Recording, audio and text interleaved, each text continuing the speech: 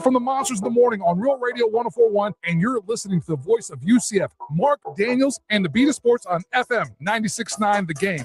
You want real sports talk? You got it right here.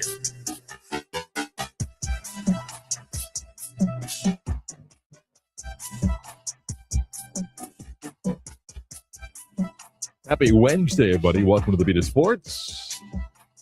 I'm Marc Daniels. Chris Vasquez is over there. How you doing? I'm good, Mark. How are you? And I'm good. I'm not the guy who ruins the jokes. I'm not that guy. All I knew what burger it was. You could have just played along and go, no, I don't know. No, Mark. Tell me more. Yeah. Nice job. You know what? I'll be impressed if you can guess the joke today. Even if I can, I've never ruined the joke of the day. Somebody knows how to play their role, for crying out loud. I brought gifts today, though, did I not?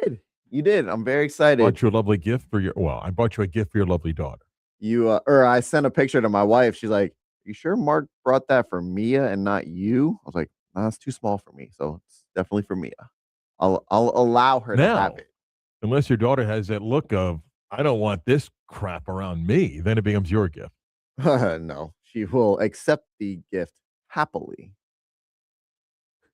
Will you record in case there's crying going on that I will have even more respect for your daughter? Yeah, be great.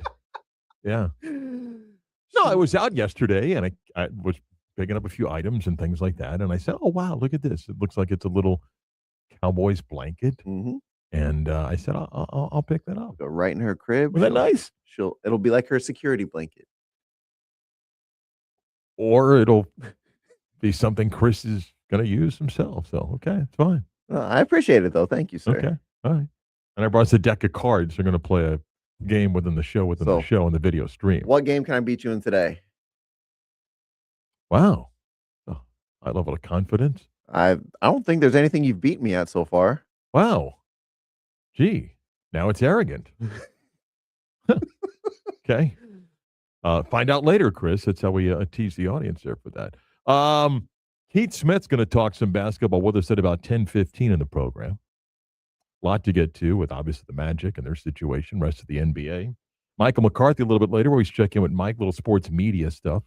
So we'll chat with him, among the things, on our program today. A couple of NBA basketball games last night. I'm pretty sure, I think this is the last night. Last night was the last night of the overlapping games. That's good. Because then you go to ESPN tonight for 2, and then Prime's got Thursday, Friday games, and then I think even NBC is going to do the 7 and 9:30 start. Because you have no, then the Lakers go out west for a couple games. Actually, I think it comes back to NBC now, over the weekend. Maybe they're still in LA for one. But anyway, there's only one West Coast team. Just making it so confusing on the TV schedule. You got to go here, you got to go there, overlapping games, no overlapping games, here, there, streaming, non-streaming, TV, streaming. Well, before, between TNT, or Turner, or whatever, Paramount these days, you just didn't have this. But with NBC, they've given you the overlap of, hey, one's on Peacock, one's here, and we're just not used to that, particularly in the second round. I mean, you had, in years past, the first round, you had 2 games going on at the same time. And again, you knew what the nation thought of your team when you were on NBA TV. And then you flip over and they're running a documentary on the Bad Boy Pistons. And you're like, where's the game? It's on the app or something like that. Yeah. But anyway, we'll get to a lot of hoop talk with Keith coming up. All right. Here's everybody's favorite segment. It's almost like an unwritten rule that when you become a father, you become king of the bad dad jokes. What is Forrest Gump's password? 1 Forrest 1. Are you ready to laugh? We know at least one person is. Here's CV's dad joke of the day. Oh, that's so great. And then there was one. You missed the bridge. I'm picking on Chris because I was going to play a clip on the show. And it's like, oh, is this from the Braves burger thing? Way to ruin the punchline. There was no punchline. I said he's like the guy that goes to a comedian show and he just stands in the back and gives all the punchlines to the joke. So. All right. Again, even if you don't give it online, I'll still be impressed if you know the joke. Moo. Go ahead. What do you call a laughing motorcycle? I don't know, Chris. What do you call a laughing motorcycle? A Yamaha. Yamaha.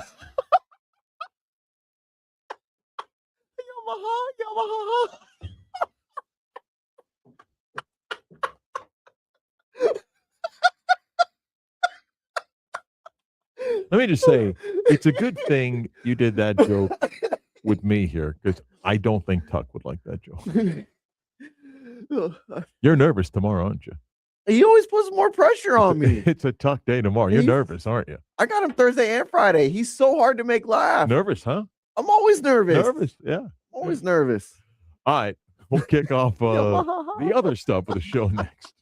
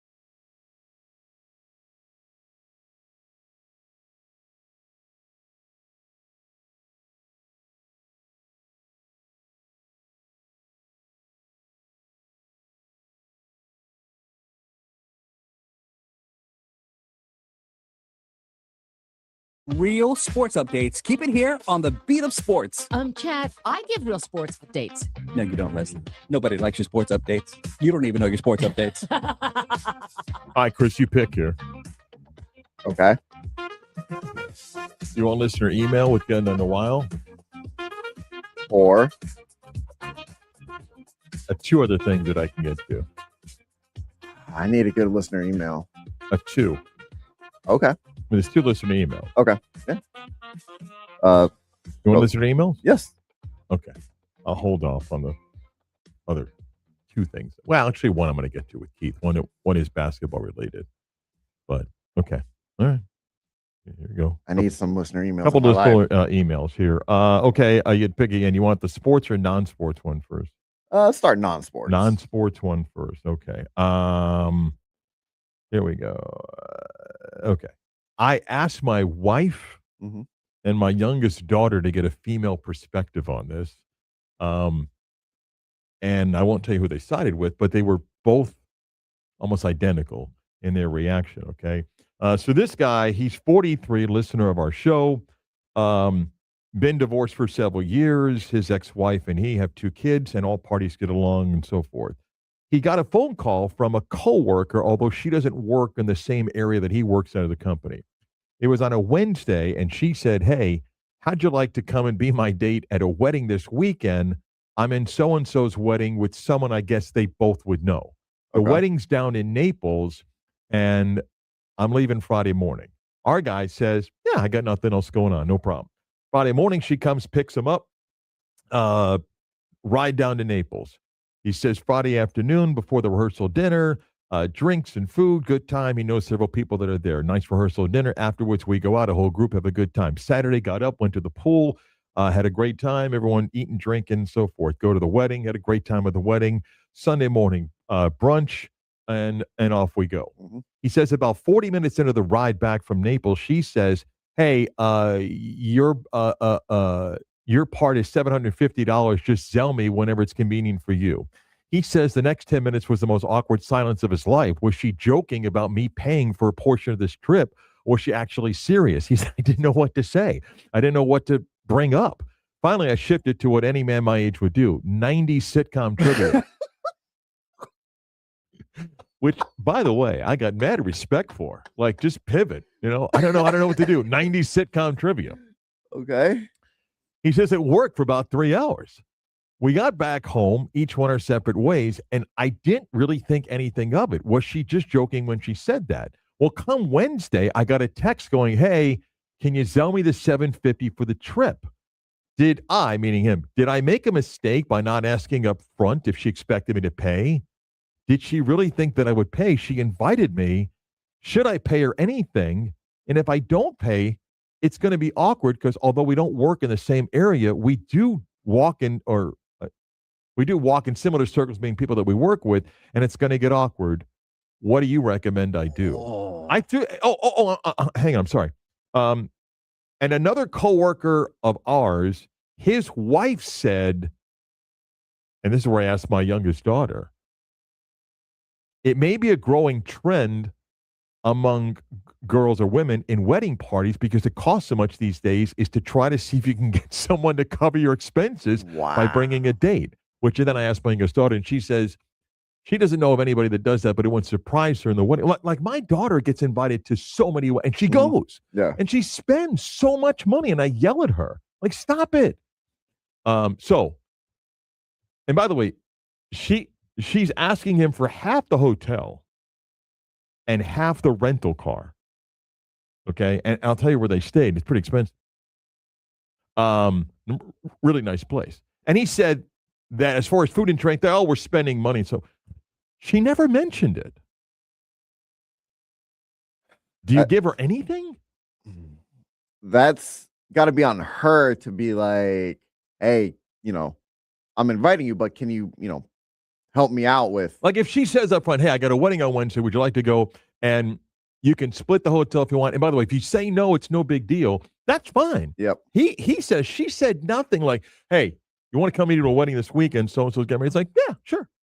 I've always been raised, if I invite you to anything that we do, I invited you, I am covering you. with whatever it or is you're that we staying do. up front. Yeah. Or you're staying up front, right? Yes. Yeah. So before we go Yeah. to a Cowboys-Giants game. Mark, you want to go to a Cowboys-Giants game? Yeah. First off, never happened. But go ahead. Yeah. Well, that's a little bit extreme. You want to go to a Bucs game? Yeah. Yeah. I'm inviting you. I would either already have the ticket, Right. or I would buy your ticket. So should he give her anything? Even like a I couple would say $100 no. bucks? Nothing. He doesn't have to. Yeah. He acknowledges that he could have asked up front, but I'm with you. No. If it was presented to you like, hey, do you want to go and we'll have a good time? It's on her to say, right? Yeah. It'd be on her to say. Yeah. No, that you don't owe her anything. All right, 50857 on the text line. You can comment. Or hit us up on the stream. Or on the stream, which you can get to at Twitter, 96 Game On, or our YouTube page. Go to 96 The Game Orlando, click on the logo on the live button. Should he give her anything? Anything. 10 o'clock hour, WYGM Orlando, WJR, HD2, Cocoa Beach. No. I say he owes her nothing. Nope. Now, I don't work in the office. I don't know how uncomfortable it is, but it's not. She can't go around telling, well, maybe she could say, hey, he promised to pay half. And he's like, I never said that. I don't know. No, he doesn't. I mean, just to keep the peace and her maybe spreading any rumors, he's going to have to. By the way, both my wife and daughter said that he owes her nothing. 100%. Getting the female perspective said owes her nothing. 100%. And my youngest daughter, who's getting married in a year, said it wouldn't shock her that there might be some people, but she doesn't know. And she's going to weddings and showers like every week. I joke with her all the time. Okay. Yeah, no, he owes her nothing. Here's the sports one. This is also kind of interesting. This is from the recent Magic Hornets play-in game. Okay. Recent Magic Hornets play-in game. How many times can you give away tickets given to you? Just think about that before I tell the story. Okay. Okay. How many times can you give away tickets that are given to you? Mm-hmm. So the question is, for the recent Magic Hornets play-in game, I was offered 2 tickets, third row. Nice. Floor. 2 tickets, third row floor. Okay. Okay. And I told my good friend, somewhat coworker, they work in the same industry, do work with each other. I said, sure. Gave me the tickets until I realized I wasn't able to go. Instead of giving the tickets back to him, I gave the tickets to a good friend of mine. Nope. My friend and his son went to the game and had a great time. My problem was, shortly after tip, the guy who gave me the ticket said, hey, how are the seats? Only then did I tell him, hey, I wasn't able to go, and I gave my tickets to, I guess maybe they know each other. Mm-hmm. And the guy was upset at me because I didn't tell him that I wasn't able to go. But my problem was it happened 90 minutes before tip. Am I wrong? Yes. You are wrong. Yes. You should have given the tickets back. Yep. Or said, reach out to I him. can't go. Is it okay if I give my tickets to you? Yep. No, he's 100% in the wrong. Yeah, the guy's wrong. Yep. No. You can't do that. No. If someone gives you tickets, yeah, and then for whatever reason, by the way, something comes up, free. Didn't ask for money. Just said I'm giving you 2 tickets on the floor too. Yeah. And you go and give them to someone else? No. You can't do it. That's bad friend You could say, etiquette. hey, something came up. I'm not able to go. Do you want them back? Or I've got a friend that would like to take their son. Mm-hmm. I'm okay with that. Yeah. But you got to talk to the original person. Unless the guy's like, I can't go. Here's 2 tickets. Do whatever you want to do with them. Try to give them to anybody. But I don't know if he said that. Yeah. You still have to call him back. Especially when the guy goes, hey, how are the seats? Well, if the guy says do whatever you want with them, yeah, which I don't know. But which I don't know. As far as we know, guy gives you tickets. Yeah.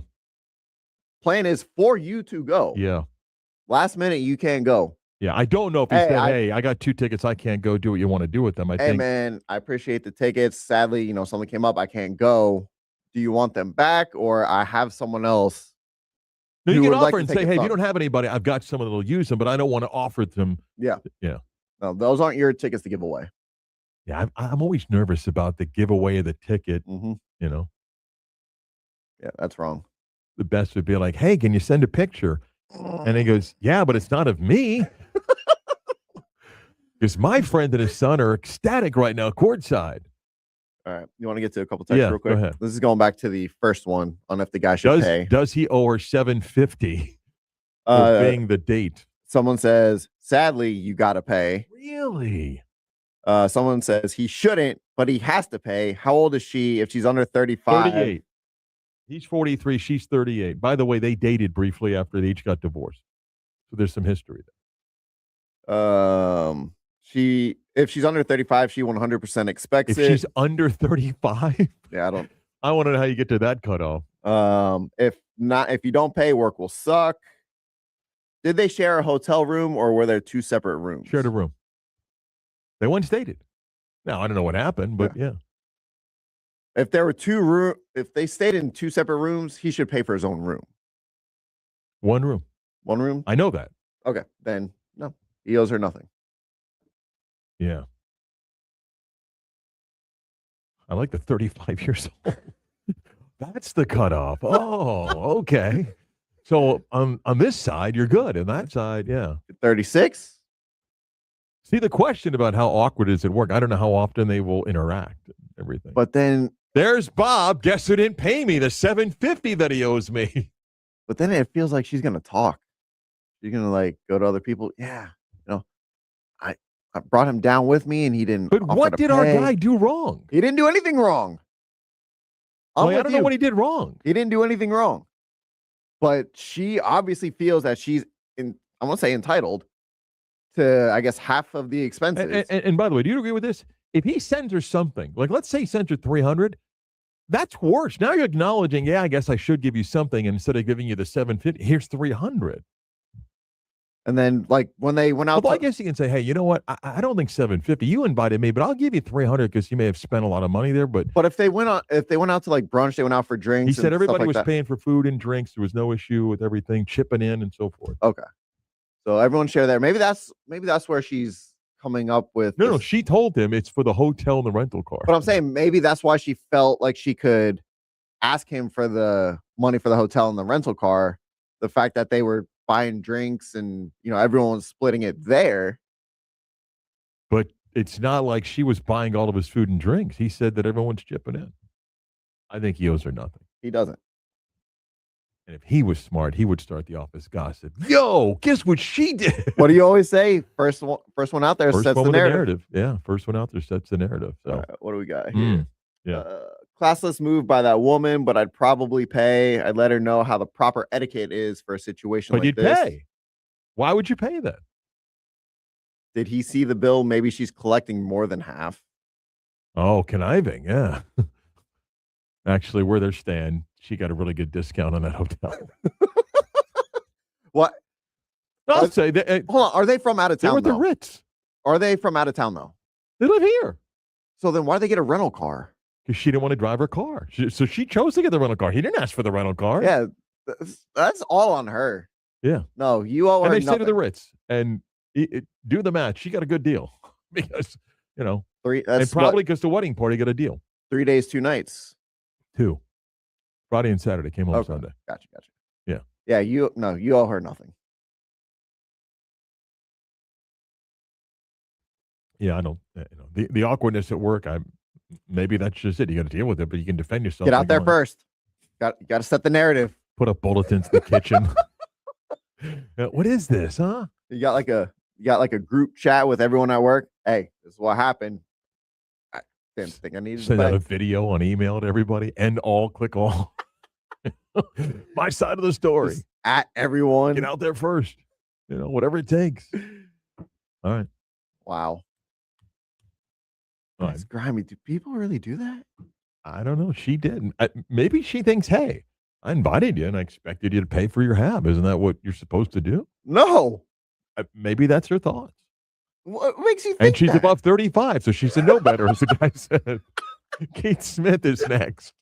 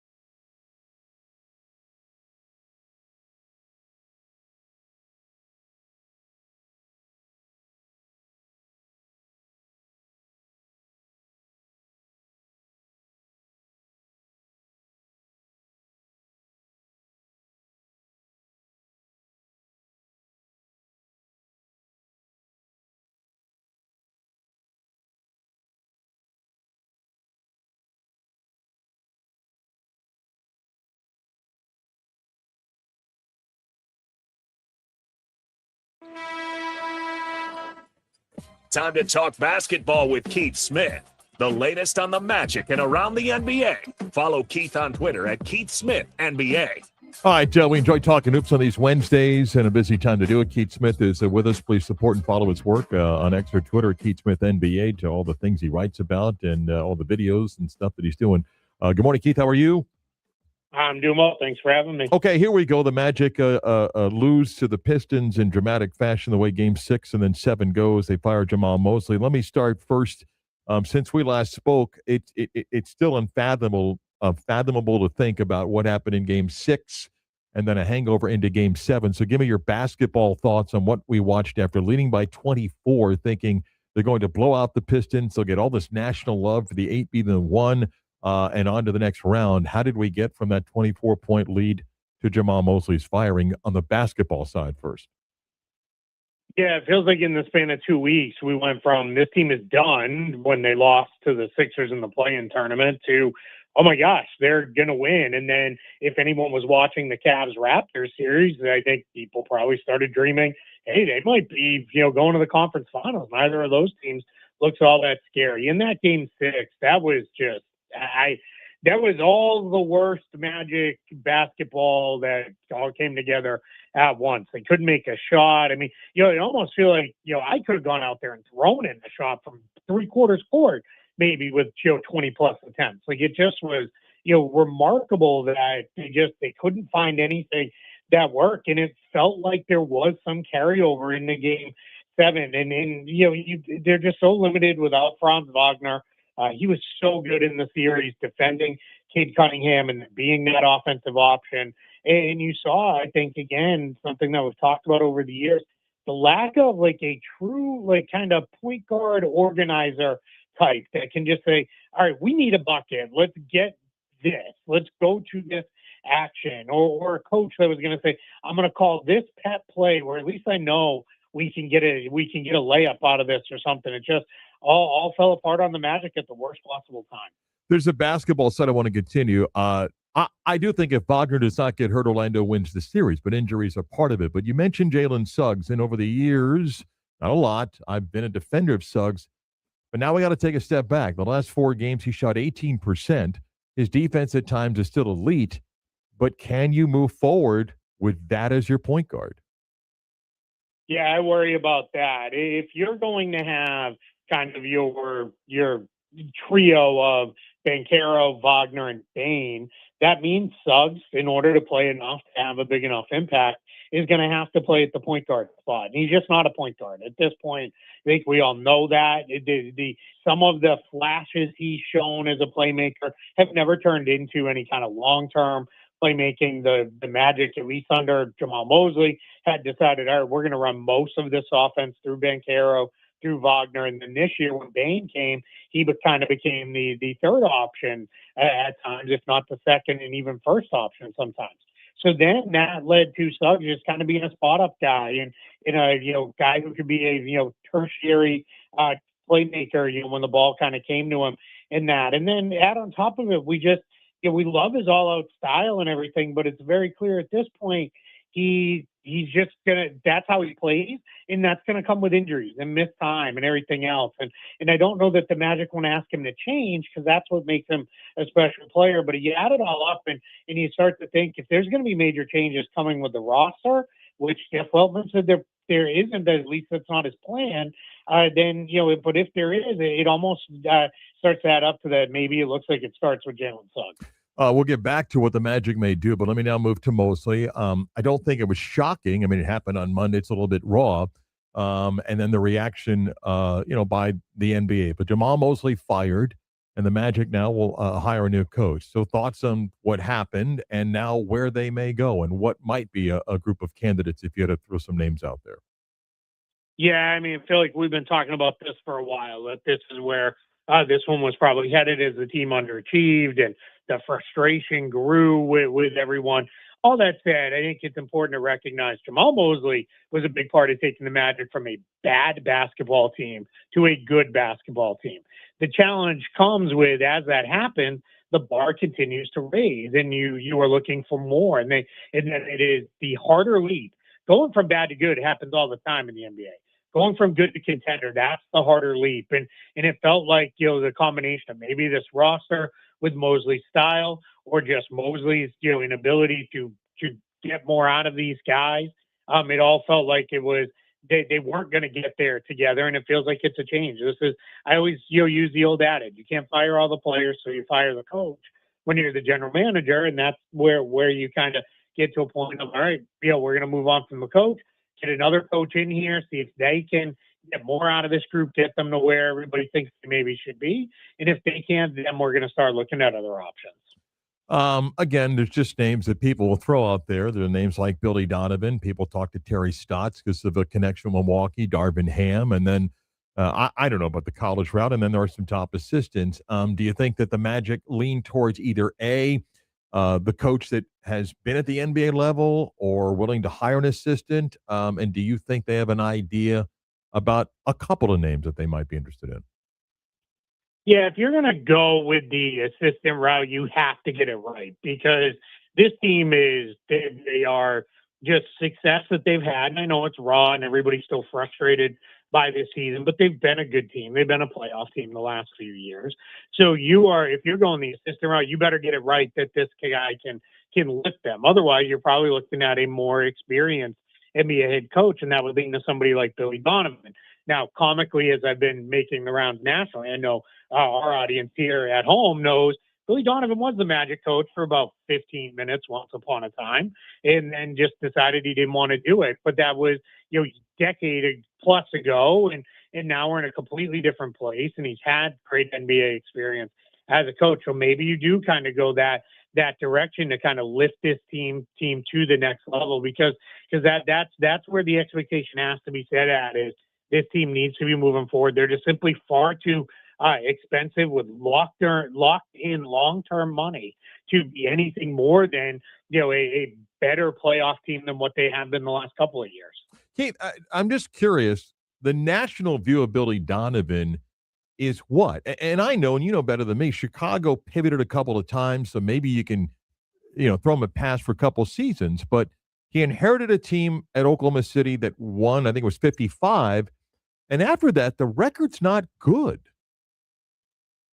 Yeah, I think the Thunder part, what people, I don't want to say it's giving them a pass for, but it is went in there in a spot where it's kind of tough, because they kind of hit a ceiling where it is, we're very good, but we can't kind of break through.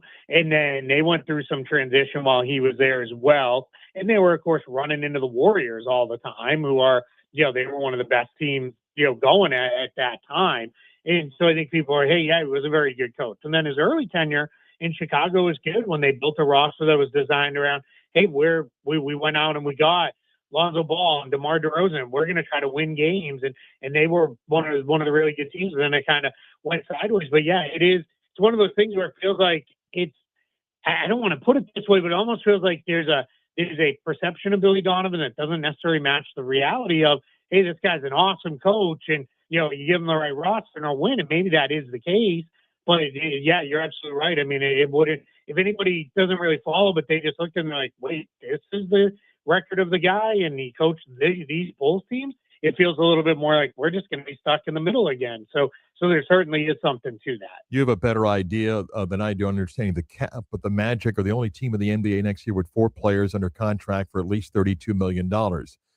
We talked about Suggs. I don't know what the market may be. Anthony Black is extension eligible. He and his representation probably believe that they're worthy of getting a deal done with the Magic. Jeff Weltman did talk about improving the bench. How do the Magic go about that? What are realistic changes, and how can they maneuver the cap to some degree to improve the roster? Yeah, here's the challenge. The NBA salary cap is set at $165 million or that's the projected next season. The luxury tax is $201 million. Just alone, Paolo Banchero, Desmond Bane, Franz Wagner, Jalen Suggs, and then Wendell Carter Jr., starting 5, you're already up and over the cap, and you're starting to encroach upon the tax. And then you fill them with some other guys. I think at a very minimum, Jonathan Isaac's time in Orlando has come to an end. I think we saw that as the way the season played out. He wasn't available, did not play for the Magic down the stretch or at all in the postseason.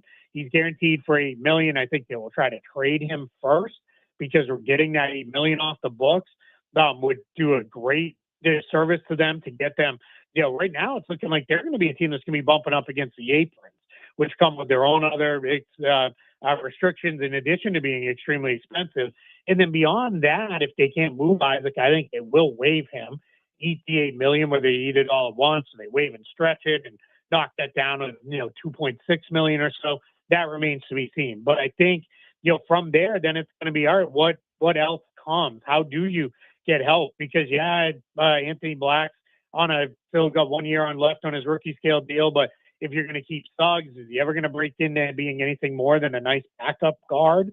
If he's not, then maybe you look at a trade to him where he can play more and a team will extend him. Maybe Goga Batadze, who at times has been a solid backup center, at other times hasn't played at all. These are going to be the questions, but there's not a ton of flexibility, on this team unless they start moving out one of those bigger salaries. It's going to be a really interesting offseason for Jeff Weltman and the Magic, because beyond the coach, you got to figure out, all right, do we believe this much in this roster that hasn't been able to stay healthy? And he's right when they're healthy, but their main starting group they've played something like 400 possessions together. That's comically low. That's possessions, not even minutes. Like this is just comically low how often these guys have been on the floor together, and that's got to get figured out, coach or not. 4 playoff series left. Give me the one that you think is going to be the most lopsided and the one that you think it's a Game 7 guaranteed. Yeah, lopsided, I think, is going to be Thunder Lakers.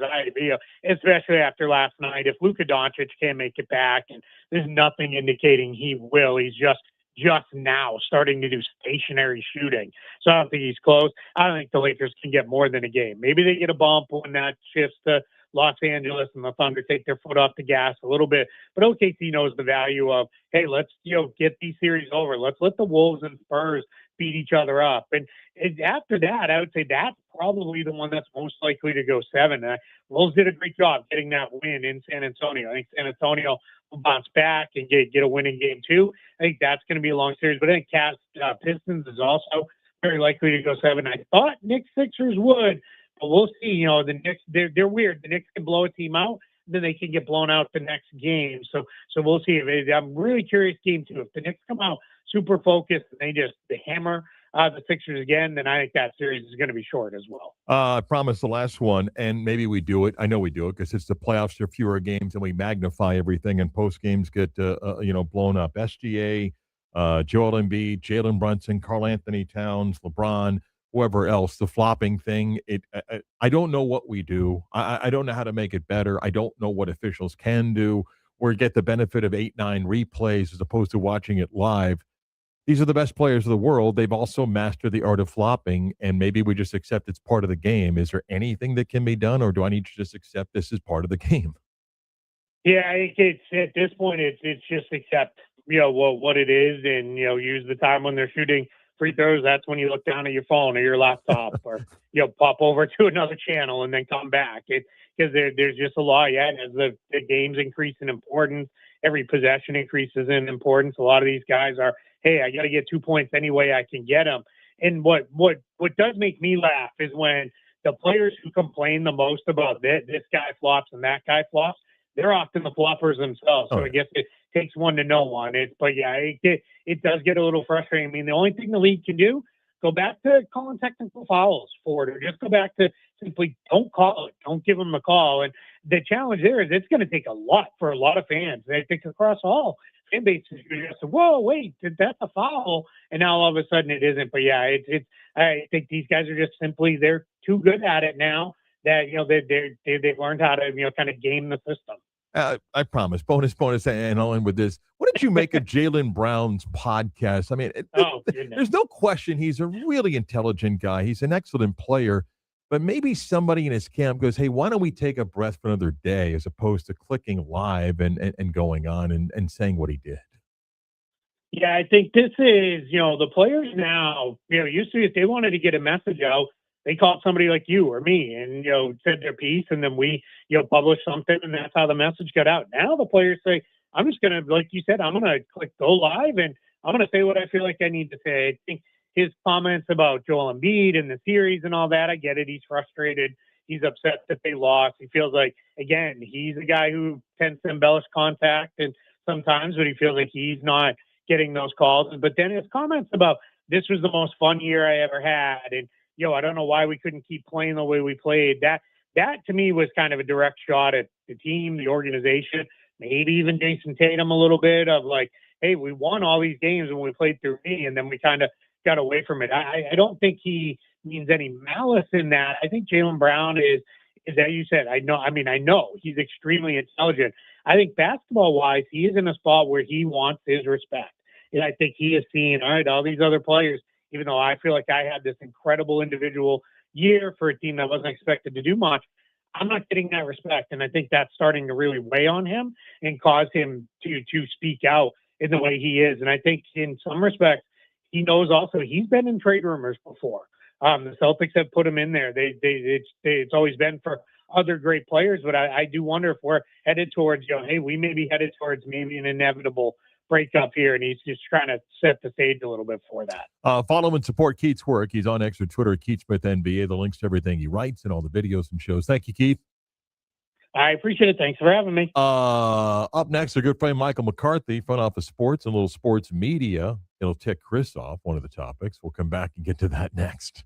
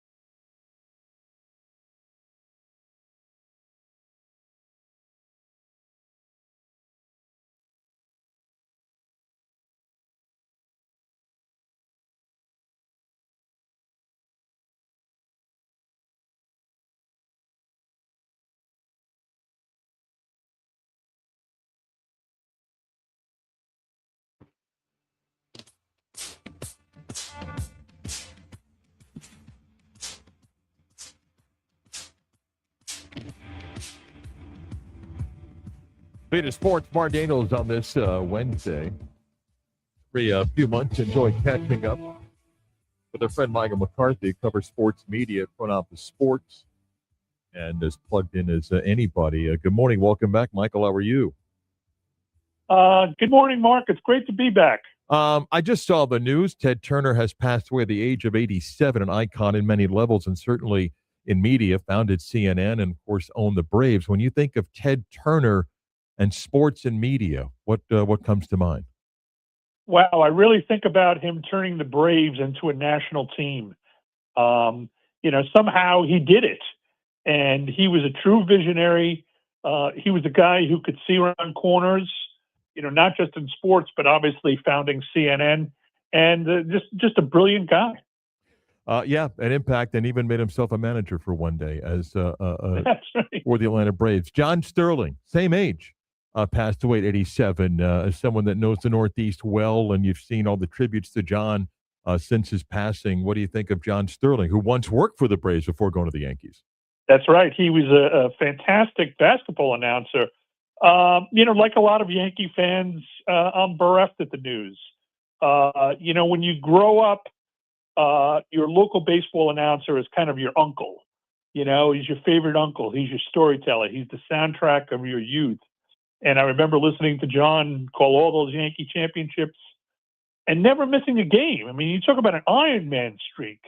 This guy never missed a game, even, when he was in his 80s. So, he had his detractors with his home run calls. He was a bit of a old-fashioned showbiz ham.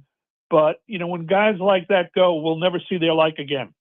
5,060 consecutive games before the streak ended, and then he came back and did some games. And look, as someone that has worked in this format in radio for a long time, as you mentioned, the legendary legacy broadcaster, it sadly is becoming a small group because there are just very few guys left, and John was one of them to do as many games as he did. Let me pivot to what had been... Yeah, you know me too, because you know me for a while. I have a weakness, for the Vern Lundquist, the Dick Stocktons, and these guys are legends, and they can't be replaced. John, my dad, and I'll veer for a second. I mean, my dad worked in the catering and restaurant business for years in New York, and he would tell me his best friends were Mel Allen and Red Barber. Just, I mean, there wasn't Yes Network to watch the Yankees every single night. So my dad, whether he's working in a kitchen or he's doing some event or hosting somebody's wedding, there was a radio in the kitchen and people were listening to the Yankees. I mean, that's how he knew those guys and everything, So my dad was a Giants and a Rangers fan, and his favorite was Jim Gordon. Sure, I remember coming back from Giant games with him and listening to Jim Gordon do, the after show, and just great memories. Yeah. Let me pivot. Give me your view, and I don't know if things have quieted down. There's probably something else to drop. The Rossini-Vrabel story, first as it breaks, then as the stories get even more viral and all the fallout. What do you think of?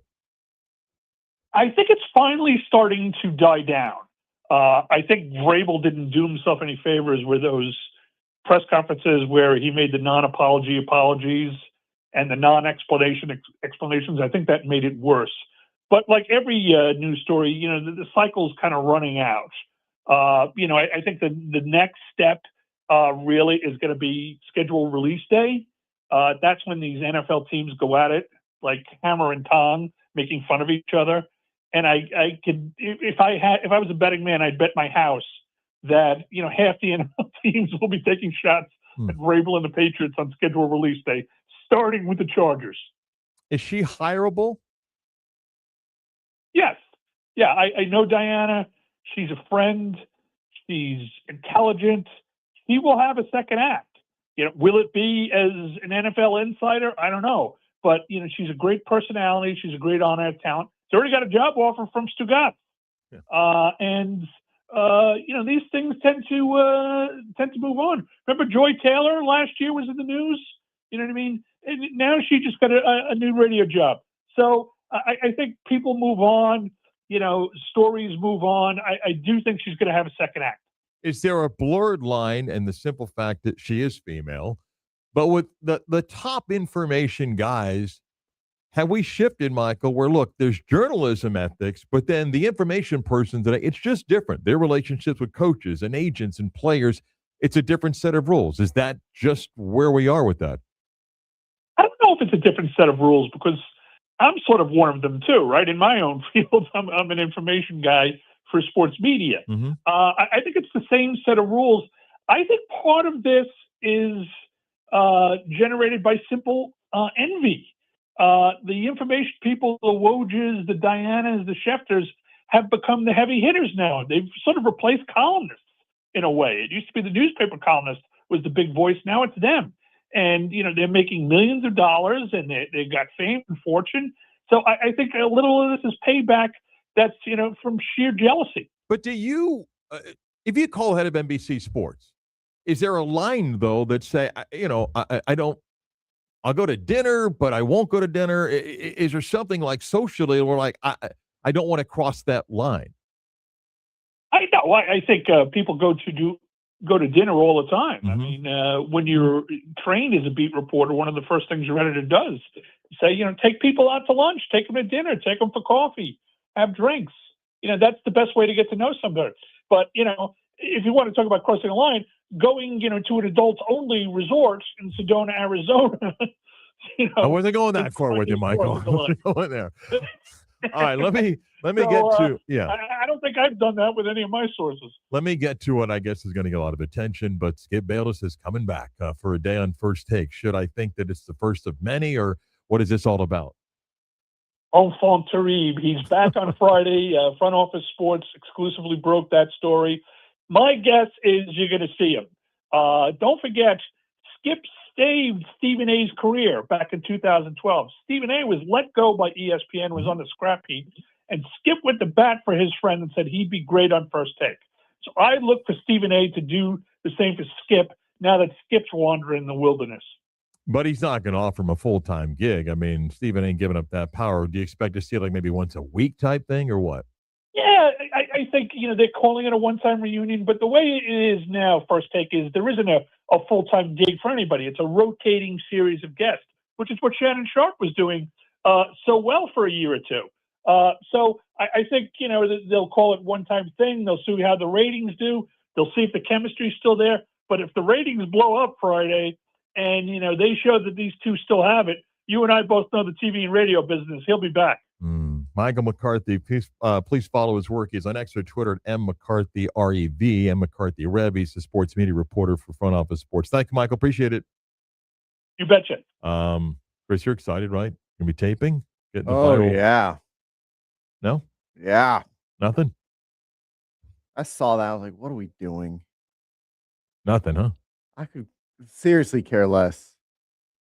Skip seems like he's the guy who's now trying to do anything and everything he can to get hits and clicks on his social media posts and just stay relevant.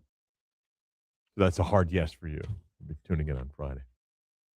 Hard yes? We have ESPN on in the studio pretty much daily. It will not be on ESPN that day. I'll send you the clips if you want.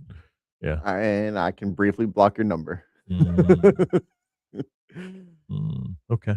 All right. I just want to. I was going to do a longer mini. Well, I'll do a mini rant, but Florida A&M's football team will. Chris, they can go undefeated this year. They will not be allowed to play for the SWAC championship. They will not be allowed to play in a bowl game, and they will not be eligible for any postseason play. They received a ban for APR. Anybody know what APR is? Academic Progress Report.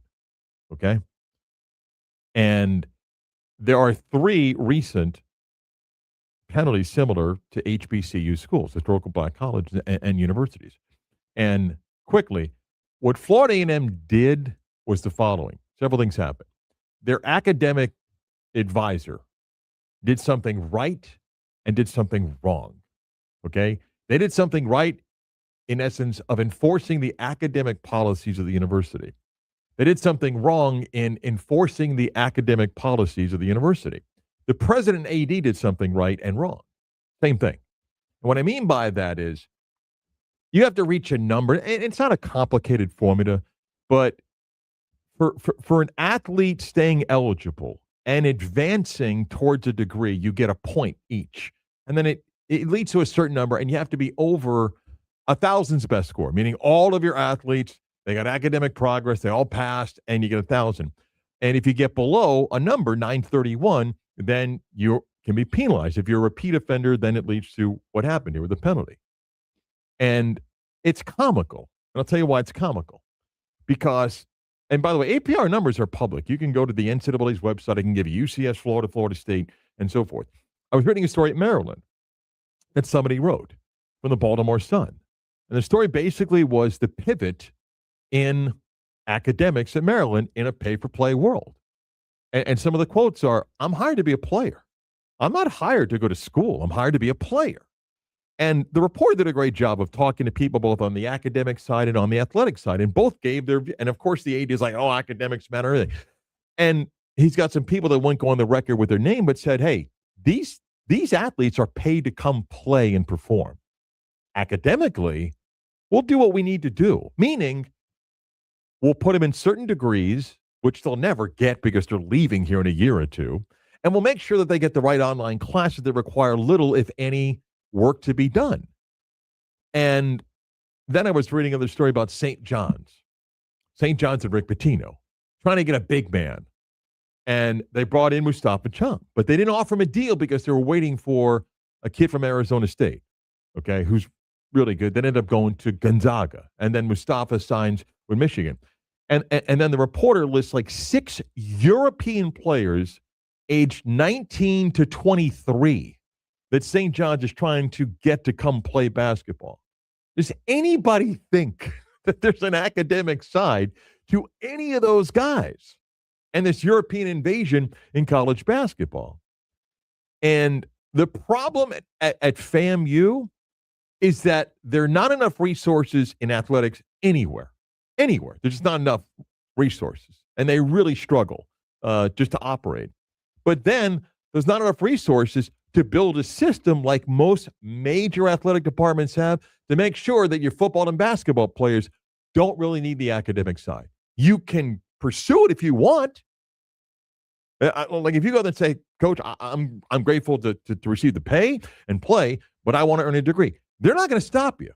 They'll encourage you to fit into their model, which is if you're a football and basketball player, don't forget, we practice in the morning, you rehab, we watch film, and then you squeeze in your online work sometime in the afternoon because we're likely doing more meetings later.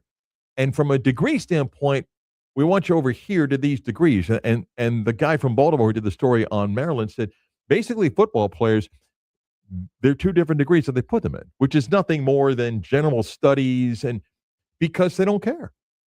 They don't care.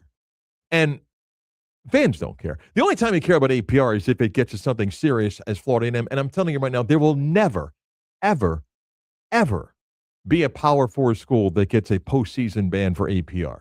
Why? Because the resources are in place for the system to be rigged so you get the passing number. Okay? You can go look up again some big brands in football. And I looked at it before. Alabama's like APR numbers like 990. Get out of here. Okay. I mean, I'm not picking on them. It's all over the place.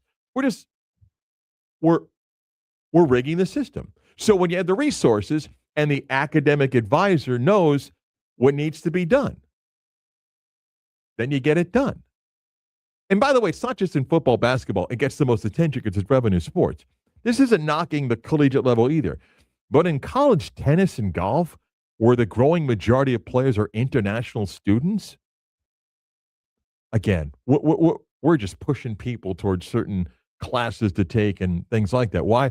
Because I don't know the number, but the majority of Power 4 football programs practice in the morning now because they'd like to have the full day to rehab and get it back the next day. So you get up, you eat, you go to meetings, you get treatment, you go practice, you come back, you eat, you watch film, you do meetings, you squeeze in supposedly academics maybe between 1 and 4 o'clock. Why? Because we're going to eat, we're coming back from meeting. That's it. And you know what? When you pay somebody $300,000, $500,000, $800,000, $1 million, $2 million, $3 million, $5 million, you think we care that he went to a humanities class at 11:30 that morning? So I do feel bad for schools like Florida A&M because they get penalized, and they could go undefeated this year in football. They will not get to play in the postseason because they don't have the resources to rig the system. You can say, well, maybe they don't want to. Maybe they don't. But if they could, they would. Why? Because everybody else does it. Doesn't mean every player on your football, basketball team doesn't care academically. There's no reason for them to care. Because once you start paying somebody 7 figures, you don't care they got a 3.2 GPA. You care they average 3.2 blocks. Okay? That's what you care about. You pay that wide receiver $2 million. You don't care if he got a 3.4 GPA. You care that he scored 3 times in the last 2 weeks. So, nobody paid much attention to the news about FAMU getting the postseason ban. By the way, it's a postseason ban and no spring practice in 27. And once you get the APR hit, every player can leave. Every player can leave. Yeah. So they get the APR hit and the ban, and every player, if they want, can leave the university. Yeah. Yeah. That's the system. That's the system that's in place. You're shaking your head like confused. How does it? Right. And ask yourself this question. On your favorite basketball team, when you see the player that's on their 4th school in 4 years, you think they advanced academically. Like you think they went through 2 semesters and showed academic progress towards a degree. You are kidding yourself. Okay? I'm telling you a little bit how the sausage is made. The days of academic advisors that used to be required to go on any trip longer than 2 days doesn't exist. Study hall that was required when you're away for 2nd day. Nobody does it. Nobody does it. So why is this only college athletics when it's convenient? Because this is what we created. Yeah. Well, I mean, we all created this, and nobody cares. And I truly mean this. And if I'm honest, I want to care, but I want to win. I'm honest. I'm selfish. I want to win. And no coach has ever gotten the extension because they had a 3.8 GPA and went 4-8. Never happened. So then the coach gets the extension when they go 10-2 and the GPA was 2.6. So then why are we pushing kids out of college? Why are we saying once they hit 4 or 5 years of playing? No, that's an eligibility thing. You can go to college and work towards a degree and take as many years as you want. There's no limit. I'm saying if you're playing college athletics, okay, so for eligibility purposes, yeah. You have what? But the eligibility's got nothing to do with academics. Nothing. But it's got to deal with college. Yeah. So again, it's only college when it's convenient. And I'm telling you that we're not many years So away. then why are we're not many years away of doing away with the academic responsibility? So then why is this just not a minor league football? It is. It's becoming that. Then why are we calling it college athletics? Because you can call it college athletics. It's up to you to decide if you think it's amateur or not. But we're getting closer towards the academic side of it being not required. And Ohio State and Florida State of Miami will field football teams. And if you'd like to pursue the academic side of things, we offer that. If you don't, you're here to play football. So then they should be eligible for as long as they want. Well, that's what a court may rule that someday. Who knows? The news ridiculous. is next.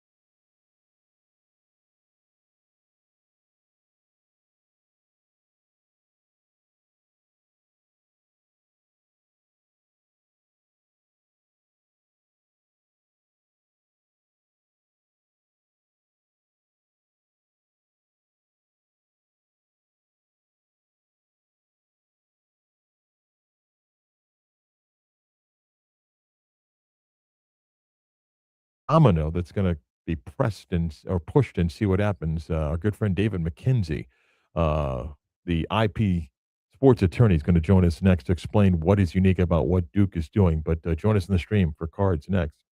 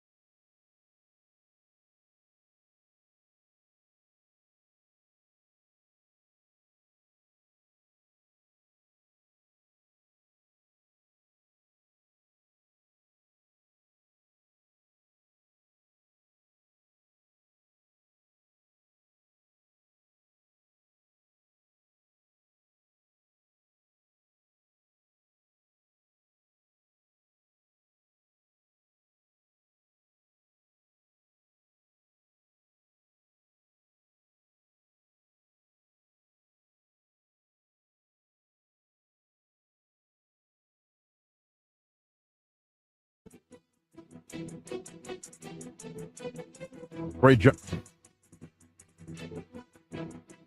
Great job on the stream. And Chris forgot to set the audio. So. Don't blame me. Yeah, that's really good.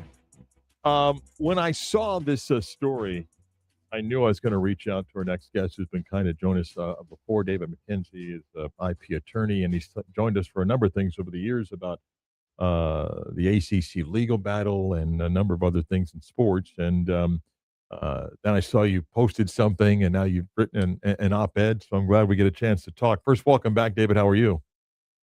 Thanks for having me, Mark. Hope everything's well in Central Florida today. We're doing really good. So Duke announces that they've cut a deal to have their men's basketball team have a few games that air on Amazon, and not just any old game against High Point or somebody, no disrespect to them, but these are potentially some big games that are worth a lot of dollars. And the average fan may say, well, wait a minute, doesn't Duke play in the ACC, and don't they have a media deal? And they're going to play a Big Ten team, and don't they have a deal? And how does Duke do this?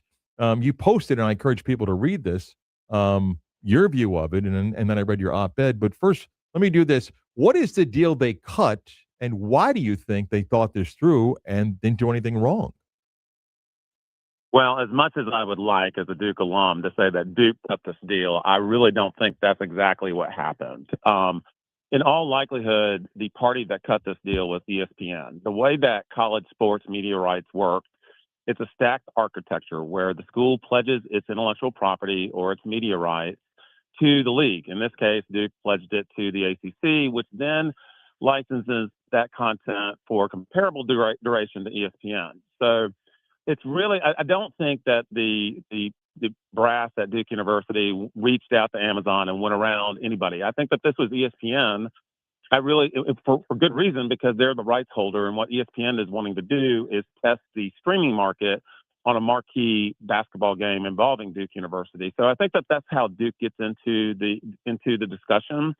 It also works for ESPN as well as for Amazon, because I think this is a point that I haven't made because people are going to suggest bias or whatever, but it works with Duke because Duke is a private school and is not within the reach of North Carolina's public records law. And there's just no way that ESPN or Amazon is going to let this kind of very high proprietary information out. And so they had to go to a marquee program, had to go to a private school. And so that's kind of how all this kind of works. That's where I think it went. The story is about the Big Ten doing, hey, wait a minute, because you want to play one of our schools and we're going to deal with these immediate partners. What do you make, and what would be the argument from a conference like the Big Ten that says, what do you mean you can't do this?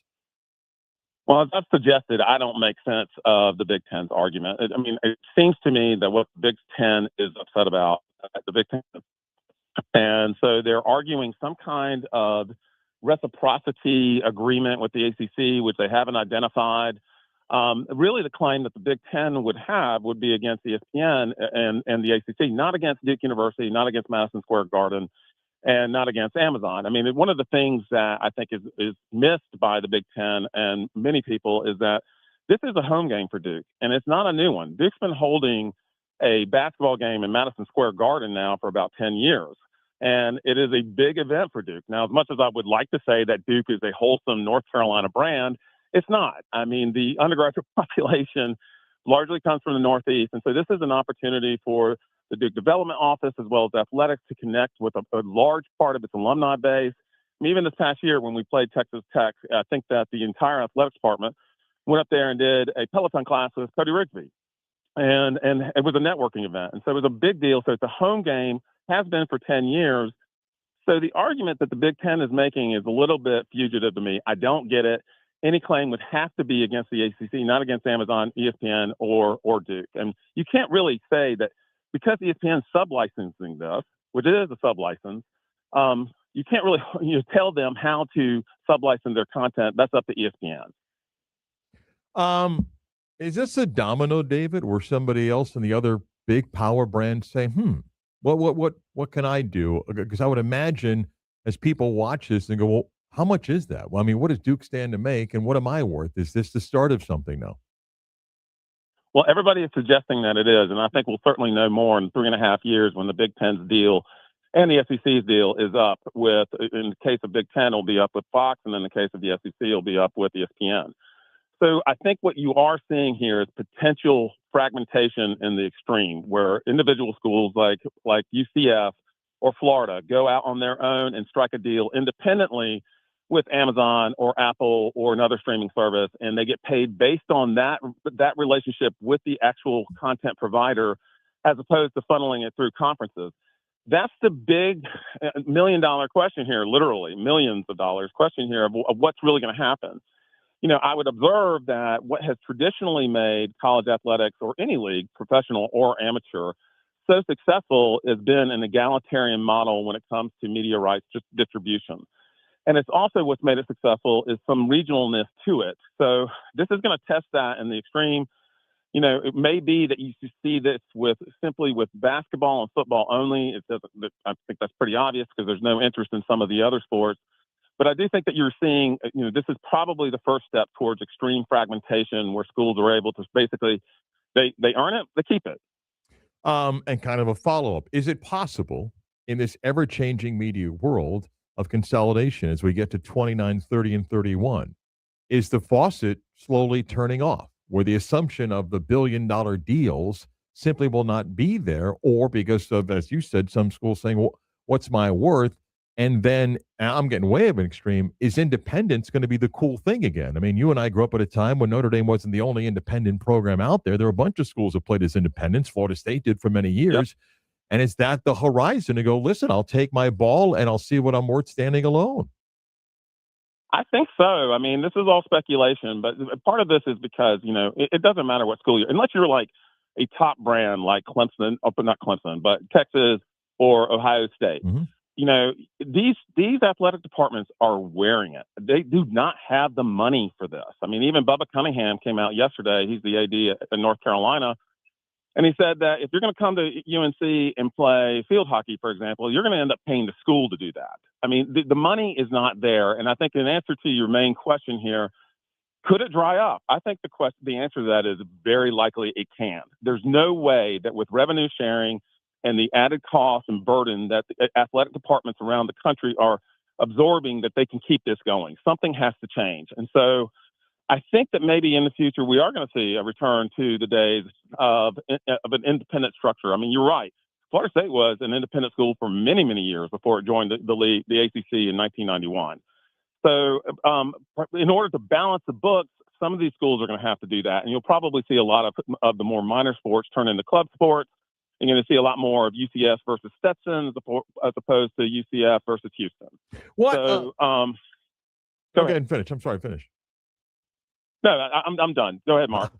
What is the streaming world that we're just learning more about? Their toes no longer in the water. I think it's the ankle and it's the calf, it's the knee headed towards the waist. What do you find interesting about how they structure deals? Because there was a model that everybody followed in TV network land. This is how we do it. This is how we do the rights and so forth. I don't know if there's a set model in the streaming world, and you study this far better than I do and know it better than I do. What are you noticing on how they do deals? Well, I'm certainly noticing what ESPN is doing. What ESPN appears to be doing, because this is, you know, in the Duke case, this is ESPN's content. ESPN is sub-licensing it. And so what I kind of see ESPN as a streaming partner doing is becoming the next middle guy, next middleman. Okay. We all are familiar with the old cable packages, whether it was Time Warner Cable, Spectrum, or whatever. You know, that was an unnecessary middleman to the consumer in a lot of ways. But what I think ESPN is positioning itself to do is to become that next middleman, where they have so much content in warehouse that they can freely sub-license it to Amazon or Apple or the like. And I think that maybe that's what we're going to actually see, because everybody's trying to figure out, with the demise of the cable package, how are you going to get to the consumer? How are you going to make that you're spending all this money on return? How are you going to get advertisers to pay for it? And that's really the key question here, is because advertisers no longer want to pay for content or for advertisements that do not reach the consumer. So that's why they're shifting more to social media and really wanting to make sure that these advertisement reaches eyeballs. So I think that's what ESPN is trying to figure out. I think it's what Amazon is trying to figure out. And so that's probably the next iteration of the sports media landscape. Help me with the antitrust world and the free market world of this. People are screaming for Congress. Help, when it comes to college football right now, and the transfer portal, all this stuff. But there's a bigger picture here on the antitrust side. So help me with that antitrust versus free market also in the next several years. I mean, that's a great question, and it's a complicated one that has a complicated answer. Nobody knows. The thing that makes the NFL work is because it has an antitrust exemption. Yeah. College sports do not. Now, we all know that the athletic departments and administrators have been bugging Congress now for many years to pass the SCORE Act that would allow them to have an antitrust exemption. The problem with that is that that's going to leave a lot of people off the dance floor. And when you do that, I don't think it has a chance of getting past Congress because they have to answer to voters from all sorts of schools. And here in North Carolina, a lot of their voters come from Appalachian State, East Carolina, Charlotte, UNC Greensboro. To leave them off the table or leave them off the dance floor is to basically, you're cutting off your nose to spite your face. And so that's why it hasn't passed. And so in order to get to that next level where I think college athletics would really like to go, which is a caste system where you have basically, 30-some schools that compete like the NFL does, and then you have all the other schools. And so that's where we're at, and it's just not getting passed, and I think I stated why. Let me kind of bring this back before I let you go, Duke, and this deal with Amazon. And one of the things I took is, oh, darn, they thought about it first because they have the brand to do that. I do think some schools are going to realize that their value is not as big as some think it is. I mean, you just mentioned between Duke, Exactly. Ohio State, and football, there may be a market, but people go, oh, there's 50, 60 brands. I don't even know if there's 20 if you really think about it. I would totally agree. And it depends on what year, too. I mean, for years, Clemson, for example, was a great premier brand, but it's not so much anymore. So it's gonna depend on the year. It's gonna depend on the success, and it's gonna also depend on the consumer and its appetite for this new age of college athletics and whether or not how much they're going to accept it being completely pro, which it is, versus more amateur like. So who knows what the future holds? My sense is, I think it's interesting because the overall ratings for college football last year kind of stayed stagnant. It's not dipped, but college basketball actually went up. So we're entering a time where there's just so many unknowns, and I think really that's what this Duke Amazon deal is about. It's really about ESPN testing the streaming market and the direct-to-consumer model to see how much that will work. Apple couldn't figure it out. ESPN launched their streaming service last fall for, I think it was like $49.99. They're not figuring it out. ESPN is not a big moneymaker for Disney anymore. So there's a lot of testing that's going on through this deal. Can I ask you just a guess here? 25, 50 years from now, which one will we look back on and say the model didn't work? The academic side, which relies on students borrowing hundreds of thousands of dollars to pay for an education, is probably overpriced at most places, or the athletic model? And maybe the answer is both. I think the answer is both. I think you're going to see a contraction on both sides, on the academic side and on the athletic side. One of the most inefficient industries in the world is higher education in the U.S. There are so many layers of administrators, both on the academic side and the athletic side, that at some point there's just going to have to be a contraction. So I think when we look back 25 years from now, we're probably going to say, wow, we let athletics get way out of hand. Because really what the fundamental purpose of a higher education institution is to educate students. I know this more, I feel like, about as well as anybody. I'm sending a kid to college this coming year. I want her to go to college and learn. If she enjoys part of the athletic process, good. I'm happy for that. But the fundamental purpose is to learn. And I think that's what we're going to look back in 25 years. Yeah, and then when she gets older, you start paying for weddings like I'm going through right now. So that's why guys like you and I got to keep working. David's X or Twitter is at Mackenzie Law. Please go read. He's got great stuff on not just this Duke Amazon deal, but a lot of things in sports. That's why we have him on. Thank you for taking the time. I know you've been busy doing stuff like this. I appreciate it. Thanks, Mark. See you later. David Mackenzie explaining Duke. It took 3 games, and he's right. They didn't take anybody's game. They spoke to the media partner, and he's right about ESPN, which is shifting towards that. The whole thing. Remember the bundle they were trying to pitch that you could, get all these different streaming services under one thing, and then ESPN kind of stayed out of it. Then they dove in, and now you want to watch MLB.TV, you go there. He is right. That's where they're pivoting to. Hey, We'll cut all these deals with all these people, and you come to us.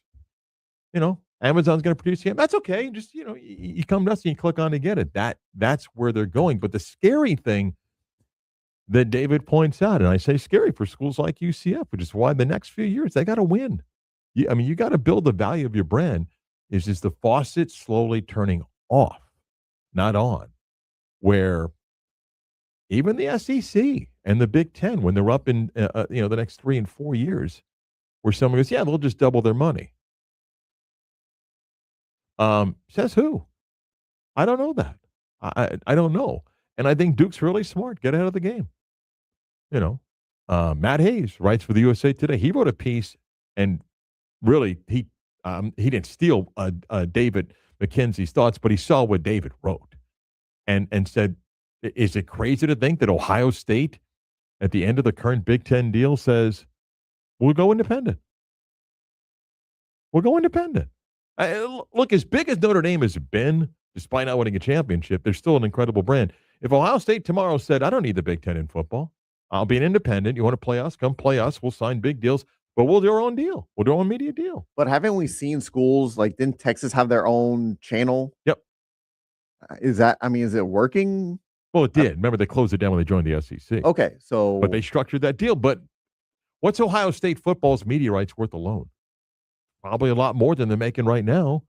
I mean, the last stretch of years, they're the number one viewed school in the country. That noon slot on Fox has paid off for them. Interesting stuff. We normally talk on Fridays with our friend Kurt from Maxine's on Chum, but he joins us because he's got a special event going on. So what do you got happening tonight, my friend? Well, hello and a good day to you, Mark. And hello to everybody out there. It's great, man. I am super excited. Hey, brother, as you know, at Maxine's on Shine, we've had the return of live music, and people have been just so excited to have that kind of vibe in the house. And tonight, though, something really special. The United Arts of Central Florida is looking to promote bands that you may not normally get to see in smaller venues. Well, tonight it's our honor and our pleasure to have the Big Ron Betts Band coming in tonight. Ron, you guys, if you had a chance to catch him out in some of the larger venues around town and whatnot, he's just kind of like the feature food that we're going to serve tonight, Mark. It's kind of that Memphis style. You're going to get that sweet, spicy, smoky, feelings in the ears and on the taste buds when you have the food that emote that come through that soul and that funk and that blues kind of sound. So we're really honored that we're part of the Music on Mill series that's going on. It's a free show to see Big Ron Betts tonight. It's going to be in an outdoor garden patio area. No better time right now. Get outside, come out and enjoy the space that we've got, be able to listen to some live music out there. And in fact, everybody, it is the very first show. You want to say that you were part of it. The very first show that we're doing live in the outdoor garden patio area. We're allowed to do about 3 or 4 a year. This is going to be the very first one. So, of course, tonight, in pairing with that, Chef is going to do some beautiful Memphis barbecue. Now, sometimes that can be that dry rub kind of thing that's going on with it, or it can be that sweet, tangy, thinner kind of barbecue. Well, we're going to go that route. We all know that pork is king. Mark, I know as many times as you've been through that area and whatnot, the kind of barbecue you've had, brother, you get those options, but there's something so rich for the soul. So we're going to go that thin, tangy kind of tomato style of Memphis barbecue. We're going to do that on pulled pork. And we're going to also do our slow braised brisket. You got to have coleslaw and baked beans. We're going to make that a beautiful little feature for you tonight while you're enjoying a free show with Big Daddy, Big Ron Betts out in our garden patio area tonight. I was going to say, miss any of that, go to Maxine'sOnShine.com, but please finish. Go ahead.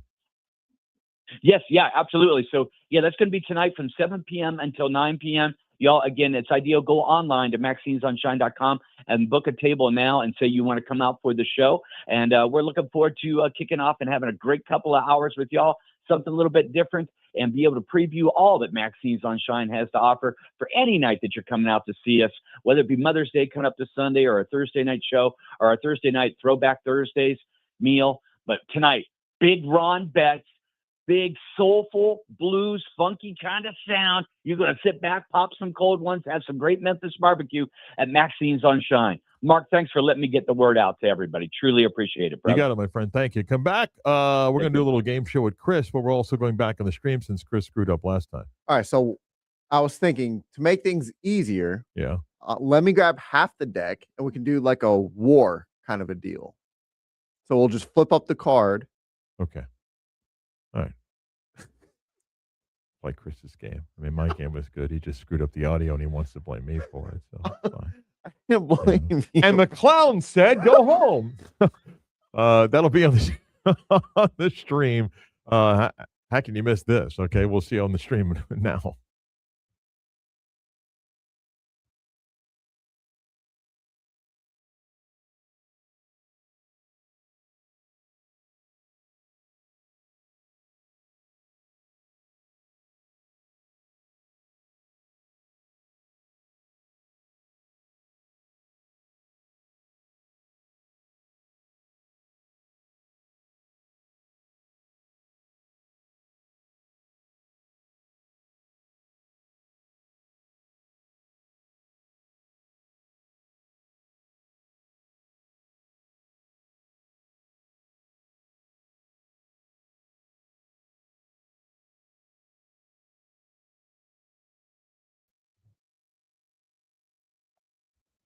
So am I supposed to count the cards here now? So we can even split a card? Just kind of guesstimate half. All right, audio's in. All right. Or on. I'm coming to grab the card. Okay. Grab his cards, play a little war, whatever it is. Yeah. Okay. Here, there's your mix them up all you want. All right. Yeah.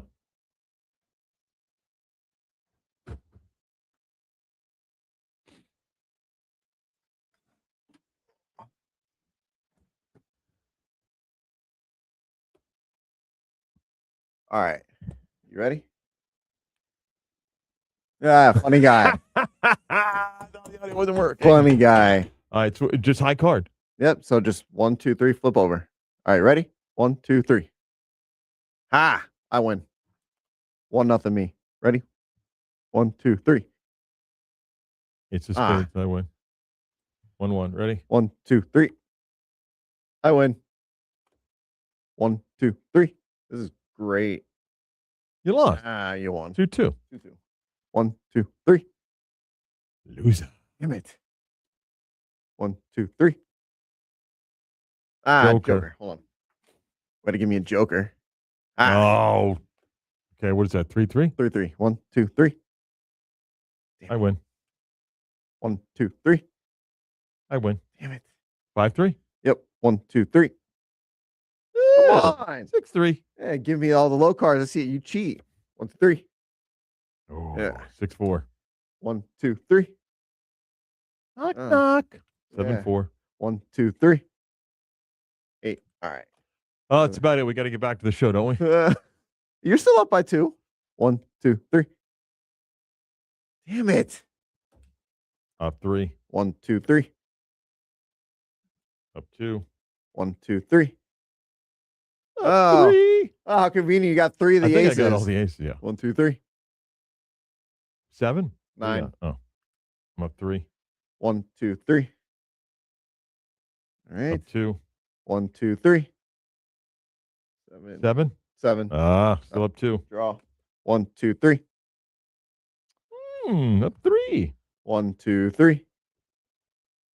I win. Down 2. 1, 2, 3. Still. Same. Damn it. 1, 2, 3. There we go. What am I up? You're up 1. Oh. Well, don't we have to get back to the show? Come on. No, we still got How 4 many minutes. cards you got left? About 6. I got 3. Okay. All right. Ready? 1, 2, 3. Up 2. I got 2 cards left. 1, 2, 3. Yeah. What do you got? I win. No, because 1, 2, 3. No. I win. No. 1, 2, 3. Don't work that way. Doesn't work that way. Win. Don't work that 1, way. 2, 3. I win. Here, I got all these. Yeah. All these. And you get my 2 aces. jokers. And you had all the aces. I win. Wow. I win. Way to cheat. Winner. Cheater. Winner. Huh? Winner. Cheater. When's the last time you bought a deck of cards? Does a pack of Uno cards count? No. Like a Okay. deck of playing cards. Then it's been a long time. Yeah. The place I went to only had buy it in pack of 2. What? Yeah, couldn't buy a deck of cards. Why? But Who buys two? What do you think I paid for two? I mean, these cards are fine, right? What do you think I paid? Probably like $15. No, $1.75. Really? Nice. Which my thought is, I mean, you're holding the card, right? It's a regular card. Nice. Why, like, $1.75 for two? Like, why should anything be more? Like, how much should a deck of cards cost? Because I thought two for $1.75. It's a good deal. But why do you need to buy two decks? I don't know. Who uses two decks? But even $1.75 for two. I guess, but still, who uses two decks? Well, the other one went in that junk drawer in the kitchen that everybody's got. There's a good chance in 25 years when I move, it's still going to be in that drawer, completely wrapped. Right? There's just no chance. All right, I want to bring you back your card. All right. I don't know the last time I bought a deck of cards. Like I went looking for the deck of cards, and I'm like, yeah, okay, here it is. When do you ever actually go looking for a deck of cards? Like, honey, I'll be back. I'm going to buy a deck of cards. I mean, maybe some of you play poker at your house all the time, but yeah.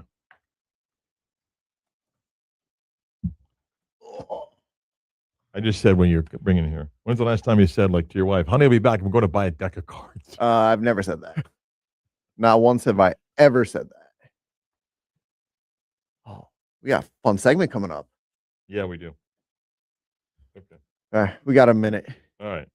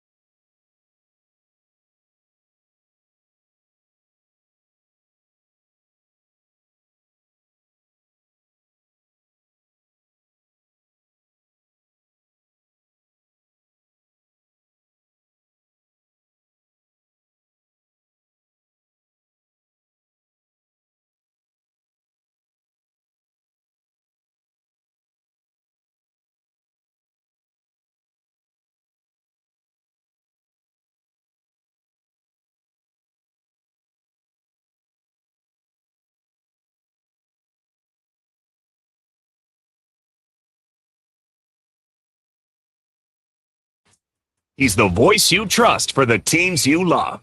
You're listening to Marc Daniels and the Beat of Sports. Just for those that may have missed the stream show within the show. Mark cheated. How did I cheat in war? You give me two jokers. I said, do you want me to count the cards? Go, just put them in half. So I pulled them in half and I gave them to you. How do I know how many cards would each? You gave me two jokers and you had all the aces. Cheater. Loser. Cheater. Play the game show music.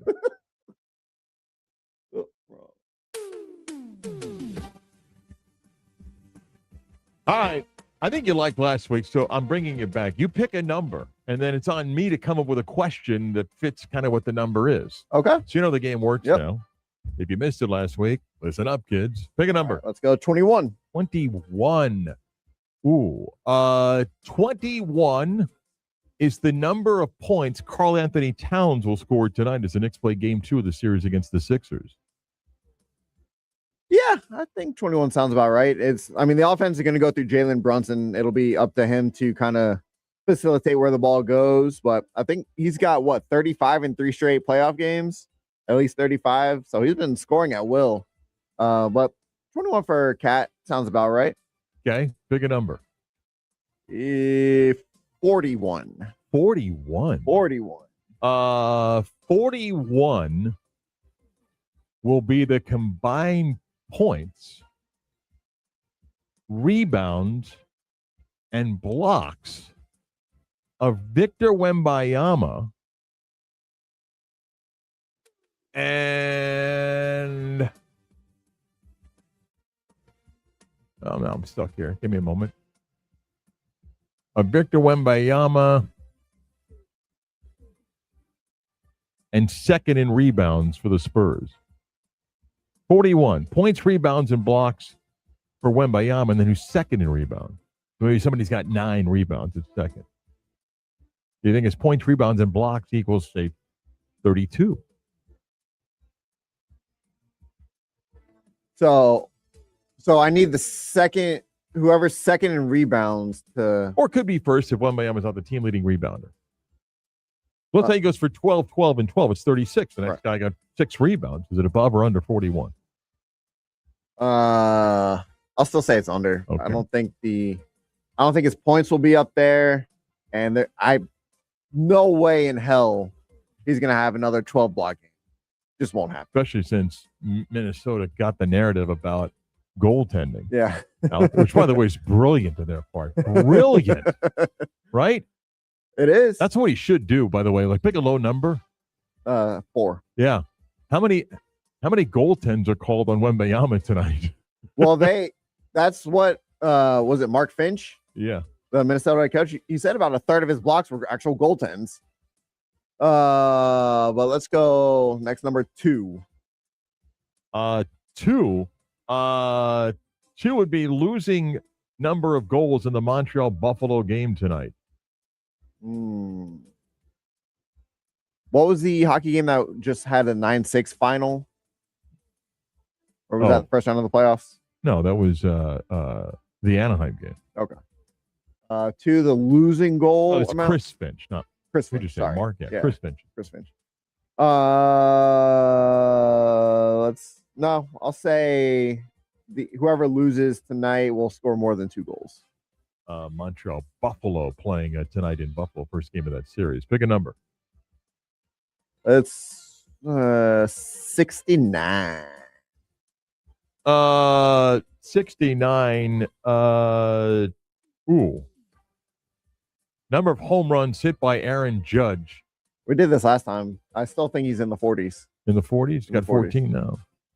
I was going to say minus 10, which meant 59. Well, you know who's right behind him in the home run race now with 13? That would be one Matt Olson, the Atlanta Braves, who homered again last night. Pick a number. 13. 13. 13, the number of interceptions thrown by Fernando Mendoza this season. Too high, too low? That's a good one. I think he plays all season. He's going to make mistakes. You know what? I'm still going to say 13 is too high. Too high? Too high. Okay. I think Fernando Mendoza, despite playing all season, will not throw 13 interceptions. Pick a number. Let's go 15. 15. 15. Number of wins for the Giants this year. Is it higher or lower than... No? Got a better shot at Dallas winning 15. Here, ready? Leader of either the American League or National League in wins. Greater or lower? That's a good one. I'm going to say higher. It's higher, but we're getting really close now. We're like, it's not 20 anymore. If you win 17, it's basically a pretty good season now. Well, again, you got Chris Sale, who's at 6-1 right now. Pick a number. 32. 32. Okay. 32 would be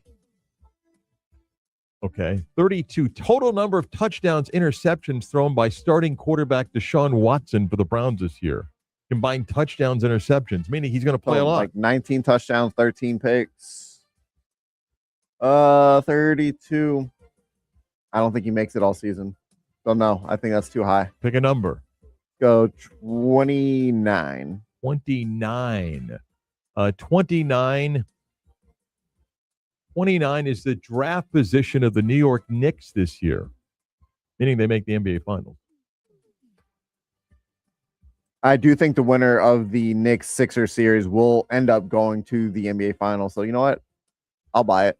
Nice. I'll buy it. Pick a number. Let's go. That would be number 100.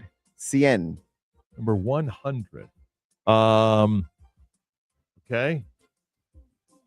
High or lower Timberwolves total points tonight against San Antonio. First, somewhat desperate tonight. Can't fall down 0-2. Total points for the T-Wolves tonight against the Spurs. It's today's NBA. I still think they go well over 100. Okay, pick a low number here. Last one, pick a number. 1. Oh, that's not good. Pick Okay. another number. 15. Lower number than that. But okay, 15. 9. Fine. No, 15's fine. Number of energy drinks Chris Baskets has during the week. Higher or lower than 15? Higher or lower than 15 during the week. That's a little more than 2 a day. Well, the week is 5 days, Chris. Divided by 15, it's 3 a day. Okay. Well, you have Saturday and Sunday as well. I have energy drinks on the weekends too. Oh, okay. So for the week then. 7 days. Okay. 15 is a little bit high. A little bit high. A little bit high. What are we looking at? 12? Probably. At least 7. Probably no more than 10 in a week. Not so. Yeah. See, I take care of myself. Kind of. That's it for the numbers game. Come back, put a wrap on the Wednesday show next.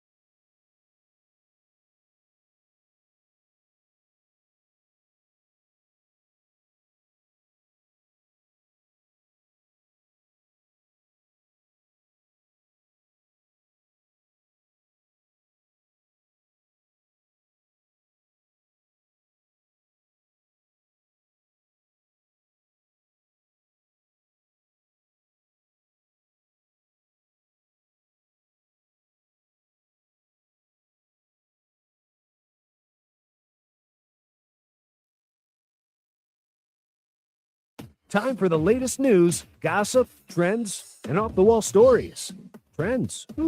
That's the craziest thing I ever heard. Ted Turner passed away at the age of 87, the icon in many, many things. That Ted Turner founded CNN and owned the Braves and made the America's Cup on a yacht that people tuned in to watch. Did a lot of things. Mentioned he managed the Braves once. I never met Ted Turner. I did know a couple of people that I went to college with that worked in the early days up there. When I graduated college in 88, CNN had been established by them. And I know some people that went on to work. And when he began to expand his media empire, and one guy I was really close to in college said Turner was as nice as could you ever find. And dude was a genius when it came to saying, and told Major League Baseball, my team, we're playing at 5:35. And they're like, you can't do that. He goes, watch me. And he did. Yeah. Missed any of today's program. Including Mark cheating. Is the podcast up? I'm seeing if I can try something here. Maybe the podcast will be up. You can always access the stream of the show back on our YouTube page, 96 The Game Orlando. Click on the logo on the live button to watch the stream of the show. And don't miss the card game where I cleanly beat Chris at war. Cheated. Wow. Traveling tomorrow, Mike Tuck is sitting in for me. That pressures Chris with a good joke. Tuck doesn't stand for that garbage. Thanks, Chris. Chris produced. I'm Marc Daniels. See you tomorrow for the Beat of Sports.